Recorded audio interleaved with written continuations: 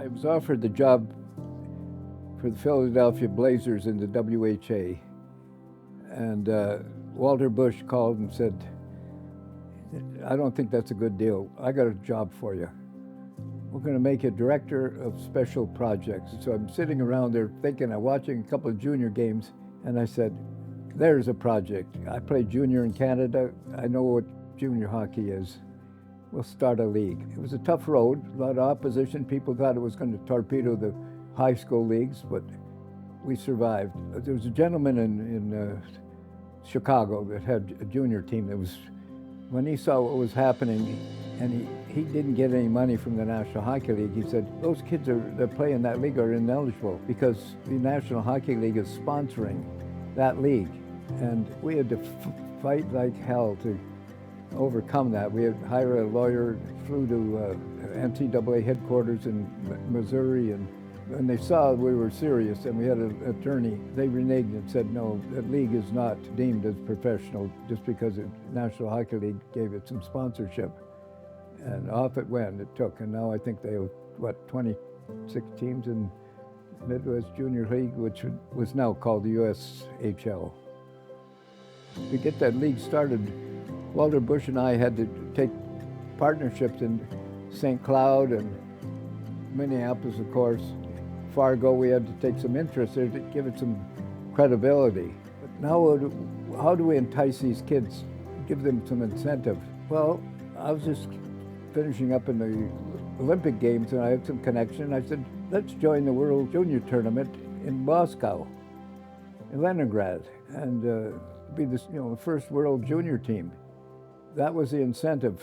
Gary Sargent, Paul Holmgren, a lot of fine hockey players. That gave the league and the first World Junior team some traction. And Sports Illustrated asked me what it was like. I said, I don't know.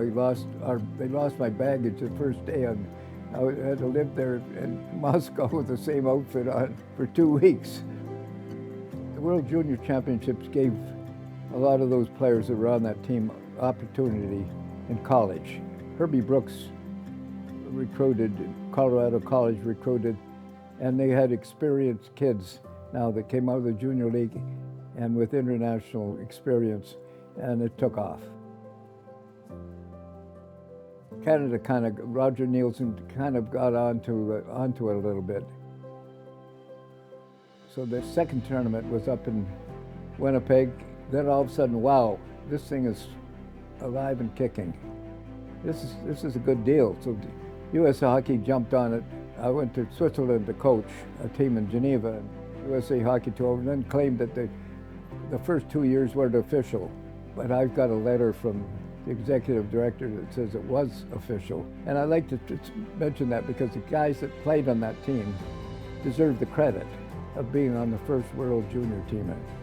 That was important, and then took it and it took off. I wasn't the most favorable person in USA Hockey. I got a lot of heat going up to upper deck where all the press was. And a lot of heat. Don't do anything to disrupt the high school league. So how about the kids that didn't have a chance to play because they had no experience after high school? The first World Junior team, I think every one of them got a scholarship by the time the smoke cleared. And I think Herbie Brooks had 5 of them. So it paid off. The purpose was to give American kids a chance to mature and qualify for the scholarships that were all going to the Canadian kids. And that goal was achieved. I got a call when they brought the tournament to hear from the USA Hockey say, the tournament's come back to where it started. And I thought that was pretty nice of them to call me, and that's the first recognition. I didn't need it, but it's very much appreciated. Very much appreciated. The league was in tough shape, getting it started. Nobody wants it. What's junior hockey? They didn't understand what it was. Well, now they do, and it's big time.